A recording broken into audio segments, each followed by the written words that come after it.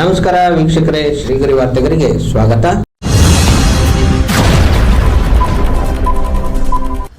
ದಿನಾಂಕ ಆಗಸ್ಟ್ 6, 2026ರಂದು ಮೈಸೂರಿನಲ್ಲಿ ಹೋಟೆಲ್ ಮಾಲೀಕರ ಪತ್ತಿನ ಸಹಕಾರ ಸಂಘ ಕೃಷ್ಣಮೂರ್ತಿಪುರಂ ಮೈಸೂರು ಪ್ರತಿಭಾ ಪುರಸ್ಕಾರ ಮತ್ತು ಸಾಧಕರಿಗೆ ಸನ್ಮಾನ ಉದ್ಘಾಟನೆ. ಶ್ರೀ ಎಸ್.ಎನ್. ಸಂದೇಶ್ ಕುಮಾರ್, ಡಿವೈಎಎಸ್ಪಿ ಮತ್ತು ಉಪನಿರ್ದೇಶಕರು, Karnataka police academy, KPA Mysuru. ಮುಖ್ಯ ಅತಿಥಿಗಳು ಶ್ರೀ ಎನ್. ಕೇಶವಮೂರ್ತಿ, ಬಿಎಸ್ಪಿ ಕೃಷಿ, ಎಂಎ ಪತ್ರಿಕೋದ್ಯಮ ಕಾರ್ಯಕ್ರಮ ಮುಖ್ಯಸ್ಥರು, ಆಕಾಶವಾಣಿ ಮೈಸೂರು. ಅತಿಥಿಗಳು ಡಾಕ್ಟರ್ ಕೃಪಾ ಪಾಡ್ಕೆ, ನಿರ್ದೇಶಕರು, ನೃತ್ಯಗಿರಿ ಮೈಸೂರು. ಅಧ್ಯಕ್ಷತೆ ಶ್ರೀ ನಾರಾಯಣ ವಿ ಹೆಗಡೆ, ಅಧ್ಯಕ್ಷರು. ಅಧ್ಯಕ್ಷರಾದ ರವಿಶಾಸ್ತ್ರಿ, ಆನಂದ್ ಎಂ ಶೆಟ್ಟಿ, ಉಪಾಧ್ಯಕ್ಷರು. ಇದೇ ಸಂದರ್ಭದಲ್ಲಿ ಹೋಟೆಲ್ ಮಾಲೀಕರು ಹಾಗೂ ಸಂಘದ ಸದಸ್ಯರುಗಳು ಉಪಸ್ಥಿತರಿದ್ದರು. ಸ್ಥಳ ದಾಸ್ ಪ್ರಕಾಶ್ ಪ್ಯಾರಡೈಸ್ ಹೋಟೆಲ್, ಯಾದವಗಿರಿ, ಮೈಸೂರು. ಶಾಲಾ ಮೈಸೂರು ಮತ್ತು ಮೈಸೂರು ಮಿತ್ರದ ಸಂಸ್ಥಾಪಕ ಅಧ್ಯಕ್ಷರಾದಂತಹ ಮೈಸೂರು ಮಿತ್ರದ ಇವರು ಗಣಪತಿಯವರು ಉದ್ಘಾಟನೆಯನ್ನ ಮಾಡಿದಂತಹ ಒಂದು ಸಂಘ. ನಮ್ಮ ಹಿಂದಿನ ಎಲ್ಲ ಅಧ್ಯಕ್ಷರುಗಳನ್ನ ಏನು ನಾನು ಬರುವ ತನಕ ಈ 3 ವರ್ಷದ ಹಿಂದೆ ಇರತಕ್ಕಂಥ ಎಲ್ಲ ಅಧ್ಯಕ್ಷರುಗಳನ್ನ ನಾನು ಈ ಸಂದರ್ಭದಲ್ಲಿ ನೆನೆಸ್ಕೊಳ್ತಾ ಇದ್ದೇನೆ. ಕೆಲವರು ಇದ್ದಾರೆ, ಕೆಲವರು ಇಲ್ಲ.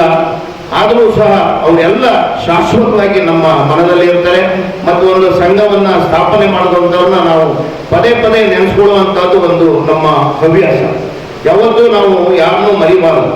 ಹಾಗೆ ಈ ಹಿಂದೆ ಮಾಡಿದಂಥ ಅಧಿಕಾರವನ್ನು ನಡೆಸಿದಂಥ ಎಲ್ಲ ಆಡಳಿತ ಮಂಡಳಿ ಮತ್ತು ಅಧ್ಯಕ್ಷರಿಗೆ ನನ್ನ ನಮನಗಳನ್ನ ಕೊಟ್ಟ ಮೊದಲಿಗೆ ತಿಳಿಸ್ತಾ ಇದ್ದೇನೆ. ಹಾಗೆ ನಾವು ಈ ವರ್ಷ ಸಂಘದ 31ನೇ ವಾರ್ಷಿಕ ಮಹಾಸಭೆಯನ್ನ ಸಹ ನಾವು ಮಾಡ್ತಾ ಇದ್ದೇವೆ. ಹಾಗೆ ಕಳೆದ ವರ್ಷವಷ್ಟೇ ನಮ್ಮ ಸಹಕಾರ ಸಂಘವು ರಜತ ಮಹೋತ್ಸವ ಒಂದು ಕಾರ್ಯಕ್ರಮವನ್ನು ಸಹ ಹಮ್ಮಿಕೊಂಡಿತ್ತು. ಅಂದ್ರೆ ನಾವು ಕೊರೋನಾ ಬಂದಿದ್ರಿಂದ ಆ 26ನೇ ವರ್ಷ 25ನೇ ವರ್ಷದಲ್ಲಿ ನಾನು ಮಾಡ್ಲಿಕ್ಕೆ ಆಗಿರ್ಲಿಲ್ಲ. ನನ್ನ ಅಧಿಕಾರ ಬಂದಾಗ ನನಗೆ ಅದನ್ನೂ ಒಂದು ಮಾಡುವಂತಹ ಒಂದು ಸದಾವಕಾಶ ಸಿಕ್ತು.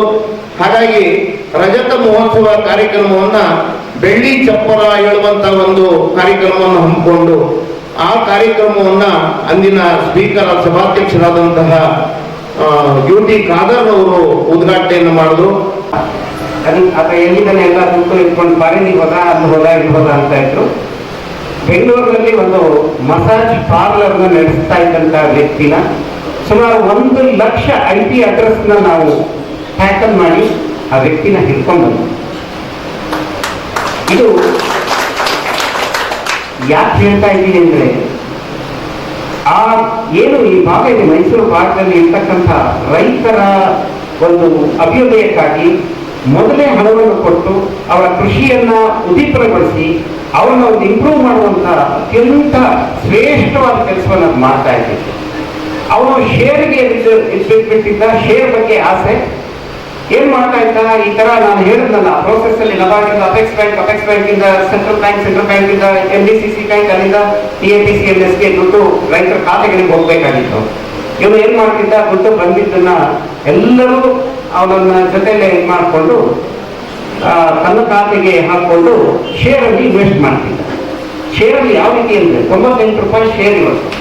ಅದರಲ್ಲಿ ಇನ್ವೆಸ್ಟ್ ಮಾಡಿದ್ರೆ ಇಂಟ್ರಾಡೇ ಶೇರ್ ಆಗ್ತಕ್ಕಂಥದ್ದು 2 ದಿವಸ ನೋಡೋದು 100 ರೂಪಾಯಿ ಆಗುತ್ತೆ ಶೇರ್. 1 ಲಕ್ಷ ಶೇರ್ ತಗೊಳ್ಳೋದು 98 ರೂಪಾಯಿ, 98 ಲಕ್ಷ. 2 ದಿವಸ ಬಿಟ್ಟು ಮಾಡಿದ್ರೆ 1 ಕೋಟಿ ಆಯಿತು. ರೈತರನ್ನೆಲ್ಲ ಕರೆಯೋದು, ಬನ್ನಿ ನಾನು ಸಮಾಜ ಸುಧಾರಕ, ಎಲ್ಲಿ ಕಷ್ಟ ನಿಮಗೆ ಪಾಪ ಅಕೌಂಟಲ್ಲೆಲ್ಲ ದುಡ್ಡು ಹಾಕಿದ್ರೆ ಕಷ್ಟ, ನಾನು ಕ್ಯಾಶೇ ಕೊಡ್ತಾ ಇದ್ದೀನಿ ಅಂತ ಕ್ಯಾಶ್ ಡ್ರಾ ಮಾಡಿ 55 ರೂಪಾಯಿ ಸ್ವೀಟ್ ಬಾಕ್ಸ್ ರೈತರಿಗೆ ಕೊಟ್ಬಿಟ್ಟು ಬ್ಯಾಂಕ್ ಎದುರಿಗೆ ವಿಲೇವಾರಿ ಕ್ಯಾಶ್. ಈಗ ಏನಾಗುತ್ತೆ, ಅಕೌಂಟಲ್ಲಿ ದುಡ್ಡು ಸೇರಿ ಕೈ ಬಂದು ದುಡ್ಡು ಸೇಫ್ ಅಲ್ಲ. ಕೆಲವು ಮನಸ್ಸುಗಳು ವಿಪರೀತವಾಗಿ ಮನೆಗೆ ಹೋಗೋದ್ರೊಳಗೆ ಎಣ್ಣೆ ಅಂಗಡಿ ಕಷ್ಟ ಆಗುತ್ತೆ ಎಲ್ಲ ಈ ತರ ರೈತರು ದುಡ್ಡು ಕರ್ಕೊಂತಾರೆ. ಸಕಾರಾತ್ಮಕವಾಗಿ ಬುದ್ಧಿಯನ್ನು ಪ್ರಚೋದಿಸುವ ರೀತಿಯಲ್ಲಿ ದಯಮಾಡಿ ತಯಾರು ಮಾಡ್ಕೊಳ್ಳಿ. ಧರ್ಮವತಿಯ ರೆಪ್ರೆಸೆಂಟ್ ಆಗಿ ಹಾಗೆ ಅಸೋಸಿಯೇಷನ್ ರೆಪ್ರೆಸೆಂಟೇಟಿವ್ ಆಗಿ ನನ್ನನ್ನು ಇಲ್ಲಿ ಸಭೆಯಲ್ಲಿ ಕೂರಿಸಿದ್ದೀರಿ. ಹಾಗೆ ನೀವೆಲ್ಲರೂ ಸೇರಿಕೊಂಡು ನನ್ನ ಬರ್ತಡೇ ಮಾಡಿದ್ದು ತುಂಬಾ ಸಂತೋಷ ಆಯಿತು. ಮಧ್ಯಾಹ್ನದ ಕೆಲವರು ಸಂಜೆ, ಕೆಲವರು 10 ಗಂಟೆ ನಾನು ನೆನೆಸ್ಕೊಳ್ಳುವಂಥದ್ದು 3 ಜನ ಹೆಗಡೆಗಳು ಅಂದರೆ, ಒಂದು ವೀರೇಂದ್ರ ಹೆಗಡೆ ಅವರು, ಇನ್ನೊಬ್ಬರು ರಾಮಕೃಷ್ಣ ಹೆಗಡೆ ಅವರು, ಇಲ್ಲಿ ಕುಳಿತಿರ್ತಕ್ಕಂಥ ನಾರಾಯಣ. ಹಾಗೆ ನಾನು ಬಹಳ ಖುಷಿಯಾಗಿದೆ, ನನ್ನ ಹೆಸರು ಸ್ಕಿಪ್ ಆಗಿದೆ, ನಾನು ಮಾತಾಡ್ಲಿಕ್ಕಿಲ್ಲ ಅಂತ. ನೃತ್ಯ ಪ್ರದರ್ಶನ ಮಾಡೋದು ಬಹಳ ಸುಲಭ ಅನಿಸುತ್ತೆ ನನಗೆ ಮಾತಾಡೋದಕ್ಕಿಂತ.